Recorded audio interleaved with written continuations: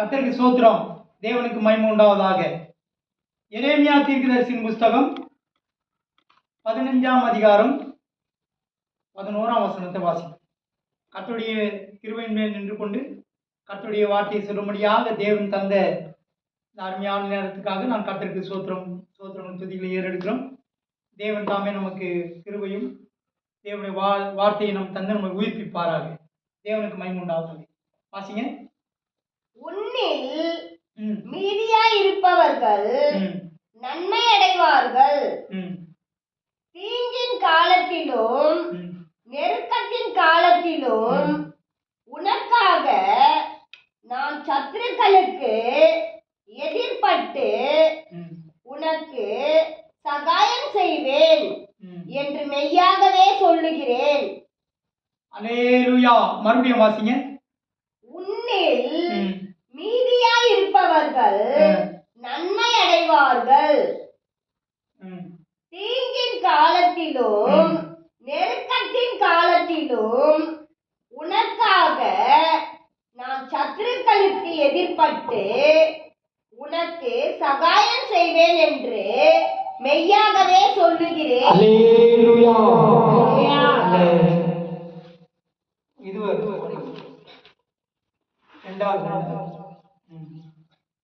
கொஞ்சமா லைட்டாக தேவனுக்கு மகிமை உண்டாவதாக. தீங்கின் காலத்திலும் அந்த பாயிண்ட் வச்சுங்க. தீங்கின் காலத்திலும் நெருக்கத்தின் காலத்திலும் நெருக்கத்தின் காலத்திலும் தீங்கின் காலத்திலும் நெருக்கத்தின் காலத்திலும் நெருக்கத்தின் காலம் நெருக்கம். இன்னொரு வசனம் கூட நம்ம பார்க்கிறோம். நாங்கள் எப்பக்கத்திலும் நெருக்கப்பட்ட மனம் முடிவடைவது இல்லையா? மனசு முடிவடைவது. தேவனுக்கு மகிமை உண்டாவது.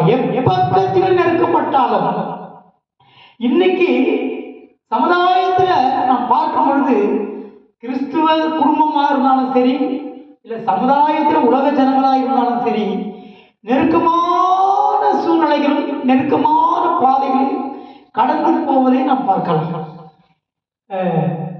ஒரு பாட்டுக்காரன் பாடுகிறார். இடுக்கம் நெருக்கம் நிறைந்த மார்க்கத்தில் மாடிந்து போகாமல் நான் ஜீவிக்குவா. இடுக்கம் நெருக்கம் நிறைந்த மார்க்கத்தில் மாடிந்து போகாமல் நான் ஜீவிக்குவா. அப்போ இடுக்கம் நெருக்கம் நிறைந்த இது என்ன வார்த்தை? வாயை தரமாட்டாங்க. இடுக்கம் நெருக்கம் நிறைந்த மார்க்கம். இது என்ன மார்க்கம்? இது என்ன உலகம்? இது என்ன வாழ்க்கை? இது இடுக்கமான வாழ்க்கை, நெருக்கமான வாழ்க்கை, இடுக்கம் நெருக்கம் நிறைந்த மார்க்கம். இந்த உலக வாழ்க்கை இந்த சமுதாயத்துல நாம் வாழ்கிற வரைக்கும், இந்த உலகத்தில் நாம் வாழ்கிற வரைக்கும் இடுக்கம் நெருக்கம் உபத்திரவம் பாடுகள் போராட்டங்கள் பலவிதமான குழப்பங்கள் வேதனை துக்கம் மன அழுத்தம் பலவிதமான பிரச்சனைகள் கடல் பிரச்சனைகள் பலவிதமான குழப்பமான சூழ்நிலைகள் நிறைந்த மார்க்கம். அல்லேலூயா. இடுக்கம் நெருக்கம் நிறைந்த மார்க்கம். அல்லேலூயா.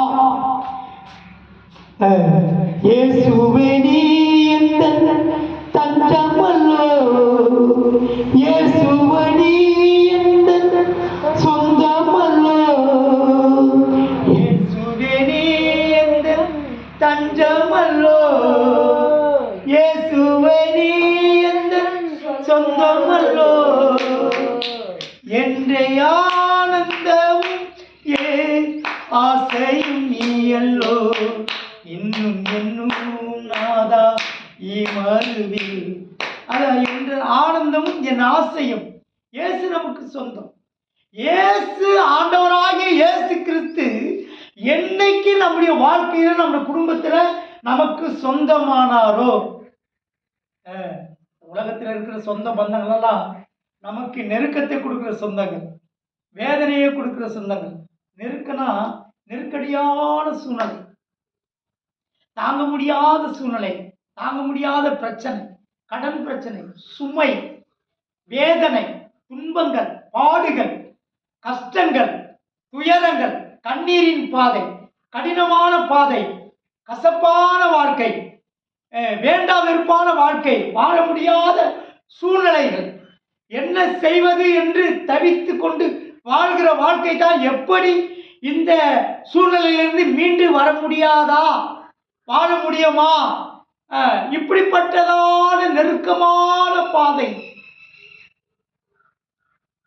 ஒரு பாட்டுக்காரங்க கூட பாடுகிறார், நெருக்கத்தின் பாதையிலும். அந்த பாட்டு பாடுங்க. என்னை வழி நடத்தும் தேவன் என்னோட நெருக்கத்தின் பாதையிலும் கண்ணீரின் நெருக்கத்தின் பாதையிலும் கண்ணீரின் பாதையிலும் கடினமான பாதையிலும் என்னை வழிநடத்தும் இயேசு நம்மோடு இருப்பதால், உன்னோடு இருப்பதால் சந்தோஷமாயிருங்கள். இது நெருக்கமான பாதை, கடினமான பாதை தான். பல இழப்புகள் வரும், நிறைய நஷ்டங்கள் வரும், குடும்ப பிரச்சனைகள் வரும். குடும்பத்தில் ஏதோ ஒரு சூழ்நிலைகள். ஏன் நெருக்கம் வந்தது? எதுக்காக நம்ம நெருக்கப்படுறோம்? கர்த்தர் சில காரியங்களை அனுமதிப்பார், நம்மளை விட்டு விடாதபடி, நம்ம குடும்பங்களை பாதுகாக்க, நம்மளை பாதுகாக்க. எல்லாருக்கும் வரும், எனக்கு கூட நெருக்கம் வரும். நான் ஊழியக்காரன்றதுனால எனக்கு வராது இருக்காது. என்னை ஆண்டவர் பாதுகாக்கிறதுக்காக கர்த்தருடைய வழியை விட்டு விலகாதபடி ஊழியத்தில் போய் உட்காந்து ஏன் ஊழியம் இருக்குது? ஏன் இருக்குது? நம்ம சரியாக ஜெபிக்க, சரியான நெருக்கம். நம்ம ஒரு சந்தோஷம் இல்லாத வாழ்க்கை, ஊழியத்தில் ஒரு நிறைவில்லாத வாழ்க்கை, மகிழ்ச்சி இல்லாத வாழ்க்கை. நான் எல்லாம் கரெக்டாக போனேன்னா கர்த்தர் நெருக்குவான். பல விதங்கள் அனுகூலமாகவே இருக்காது. நம்ம வழி நடத்தவே கடினமாக வனாந்திர பாதையாக இருக்கும். நம்ம போகிற பாதையை ஒரு வனாந்திரமாக இருக்கும், வறட்சியாக இருக்கும், சந்தோஷமே இருக்காது, மகிழ்ச்சியே இருக்காது, சோர்வாக இருக்கும், பலவீனமாக இருக்கும். ஆண்டவராகிய இயேசு கிறிஸ்து கூட என்ன செய்தார்? அவர் பிரயாணப்பட்டு வரும்போது சோர்வடைந்தவராக என்ன செய்கிறாரு? கொஞ்சம் தண்ணி குடிங்க தான் செய்கிறாரு, கேட்குறாரு.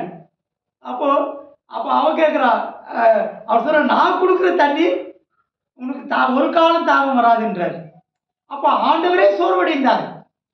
வேதம் சொல்கிறது, சோர்ந்து போகிறவனுக்கு அவர் பலன் கொடுத்து சத்துவம் இல்லாதவனுக்கு சத்துவத்தை பெருக செய்கிறார். சோர்ந்து போய் நெருக்கமான பாதையில, உன் குடும்பத்தில், உன் வாழ்க்கையில, பிள்ளைகள் நிமித்தமாய், குடும்பத்தின் நிமித்தமாய், கடன் பிரச்சனை நிமித்தமாய், வாழ்வாதாரமே ஒரு கேள்விக்குறியாய், நெருக்கமான பலவிதமான நெருக்கம். எங்க பார்த்தாலும் நெருக்கடி, அங்க போனாலும் நெருக்கம், இங்க போனாலும் நெருக்கம், வேலையில போனாலும் நெருக்கம், வாழ்க்கை முழுவதும் ஒரே நெருக்கடியான ஒரு சூழ்நிலை, மீண்டு வெளியே வர முடியாத ஒரு சூழ்நிலை, மன அழுத்தம், வேதனை நிறைந்த வாழ்க்கை. எல்லா சூழ்நிலையிலும் ஆண்டவராகிய இயேசு கிறிஸ்து சோர்ந்து போயிருக்கிற உனக்கு பலன் கொடுத்து, தேவனுடைய பலன் உன் நெருக்கங்களை மாற்றும். ஹல்லேலூயா. அவருடைய பலன் மாத்திரம்தான். நீ பலவீனப்பட்டிருக்கலாம், பலவீனப்பட்டு சோர்ந்து போய் விடாய்த்து என்ன பண்ணுவதே என்று தெரியாத திகைத்து நிற்கிற அந்த சூழ்நிலையில் தான் அவர் என்ன செய்யறார்? உன்னை கரம் பிடித்து நடத்துகிறார். ஹல்லேலூயா. உன்னை கரம் பிடித்து நடத்துகிற உன் தேவன் உன்னை நெருக்கத்தோடு விட மாட்டான், கண்ணீரோடு விட மாட்டான், வேதனையோடு விட மாட்டான். உன் சூழ்நிலைகள் மாறும். நீ இழந்த வேலை உனக்கு கிடைக்கும். வியாபாரத்தில் நஷ்டமடைந்து நீ சோர்ந்து போய் நெருக்கப்பட்டு கடன் பிரச்சனையெல்லாம் நெருக்கப்பட்டு இருக்கிற உன் நிலைமையை ஆண்டவர் மாற்றுவார். அவர் உன்னை கரம் பிடித்து நடத்துவார். உன்னை உயர்த்துகிற தேவன், உன்னை மேன்மைப்படுத்துகிற தேவன். ஒரு நாள் உன்னை விட்டு விலக மாட்டார். நான் உன்னை விட்டு விலகுவதும் இல்லை, உன்னை கைவிடுவதும் இல்லை. அந்த பாயிண்ட் மட்டும் வாசிங்க. சீக்கிரம் வாசிங்க. உனக்கு சகாயம் செய்வேன் என்று மெய்யாக இல்ல, சொல்லுகிறேன். நெருக்கம் பாயிண்ட். தீங்கின் காலத்திலும் தீங்கின் காலத்திலும் தீங்கு செய்வார். உனக்கு தீங்கு செய்யும்படியாக உன்னுடைய வளர்ச்சியை பார்த்து, உன்னுடைய முன்னேற்றத்தை பார்த்து, நீ தேவனோ உன்னை உயர்த்தி வைத்திருக்கிறத பார்த்து, யோபுடைய வாழ்க்கை வளர்ச்சி, சாத்தான் என்ன சொல்றான் ஆண்டவர்கிட்ட வந்து, நீ அவன் என்ன செய்திருக்கிற? நல்லா ஆசீர்வதித்து வச்சிருக்கிற, அவன் உத்தமன், சன்மார்க்கமா, ஐஸ்வர்யம், சம்பத்தா வச்சிருக்க, அவனை உயர்த்தி வச்சிருக்க, நீ அதெல்லாம் தொடு. ஆண்டவர் தொட சொல்றான். சாத்தான் ஆண்டவர் உயர்த்தி வச்சிருக்கிற யோபுவை தொடும்படியா இவன் அனுமதி கொடுக்குறான். ஆண்டவர் சொல்றாரு, எல்லாம் உன் கையில தான் இருக்குது, உலகமே உன் கையில தான் இருக்குது, அவன் கையில தான் இருக்கிறான், முடிஞ்சா தொட்டு பாரு. அவன் எனக்கு உண்மையானவன். நெருக்கப்படுறது நெருக்க சொல்லி அனுமதிக்க கொடுக்குறான். நீ அவனை தொடு, அவனை நெருக்க, அவனு உள்ளதெல்லாம் அவனை சோர்வடைய செய், அவனுக்கு முன்னால் நீ கொடுத்ததெல்லாம் பிடிங்க பாரு, உன்னை ஆராதிக்கிறாள பாரு. ஆண்டவருக்கு முன்பாக கொடுத்தாலும் சரி, கொடுக்காட்டாலும் சரி, இருந்தாலும் சரி, இல்லாவிட்டாலும் சரி, நாம் தேவனை உண்மையாய் ஆராதிக்கலாம். அல்லேலூயா. தேவனுக்காக வாழ்கிறவங்க யார் எது வந்தாலும் எழுந்தாலும் இருந்தாலும் இல்லாவிட்டாலும் உண்மையாய் ஆராதிக்கிறவங்க ஒரு நாளும் நெருக்கத்தை கண்டு பயப்பட மாட்டாங்க. அல்லேலூயா. கர்த்தர் நம்மை நடத்துகிற தேவன். தீங்கு நாளில் தீங்கு செய்வோம். நம்மளுடைய வளர்ச்சி, நம்ம குடும்பத்தை அழிக்க, நம்ம பொருளாதாரத்தை அழிக்க, நம்ம வளர்ச்சி அடைக்க, ஒன்றுமில்லாத ஆக்க முடியாய், நம்மளை நெருக்க முடியாய் தீங்கு நாளில் பாருங்க, தீங்கின் காலத்திலும், தீங்கின் காலம் உனக்கு தீங்கு, ஐயோ இந்த காலத்தில் எனக்கு ஒரு எல்லாமே தீமையா நடக்குது, எதுவுமே நன்மையா நடக்குது, எது செய்தாலும் ஃபெயிலர் ஆகுது, திடீர் வேலை கிடைக்குது, 10 நாள் கூட நிற்க மாட்டேது, எனக்கு தீங்கு நாளாக இருக்குது, எனக்கு தீமையாக நடக்குது, ஒரு நன்மையே இல்லை, எனக்கு என் வாழ்க்கையில் நிம்மதியே இல்லை, குழப்பமாக இருக்குது, ஒரு நாளும் கடந்து போவது கடினமாக இருக்குது, என்ன பண்ணுறதுனே தெரியலையே என்று திகைத்து நிற்கிறல்ல தீங்கு நாளில். அந்த தீங்கு நாளில் தீங்கின் காலத்திலும் நெருக்கத்தின் காலத்திலும் உனக்காக தீங்கின் காலத்திலும் நெருக்கத்தின் காலத்திலும் உனக்காக நாம் சத்துருவுக்கு எதிர்பட்டு பாருங்க, தீங்கின் காலத்திலும் நெருக்கத்தின் காலத்திலும் நெருக்கத்தை உண்டாக்குற சத்துருக்களுக்கு எதிர்பட்டு உனக்கு சகாயம் செய்வேன். அல்லேலூயா. தீங்கின் காலத்திலும் நெருக்கத்தின் காலத்திலும் உனக்கு கொடுக்கிறது யாரு? சத்துருக்கள். அல்லேலூயா. நல்லா புரிஞ்சுங்க. உனக்கு தீங்கு காலம் வருதா, நெருக்கம் வருதா, கஷ்டம் வருதா, இதெல்லாம் உன்னுடைய சத்துருக்கள் கொடுக்கிறது. உனக்கு விரோதிகள், சத்துருக்கள், உனக்கு போராமை கொண்டு சுற்றுவட்டார சமுதாயத்தார்கள் யாராக இருந்தாலும் அவர்களுக்கு எதிர்ப்படக்கூடிய ஒரு தேவன் இருக்கிறார். அல்லேலூயா.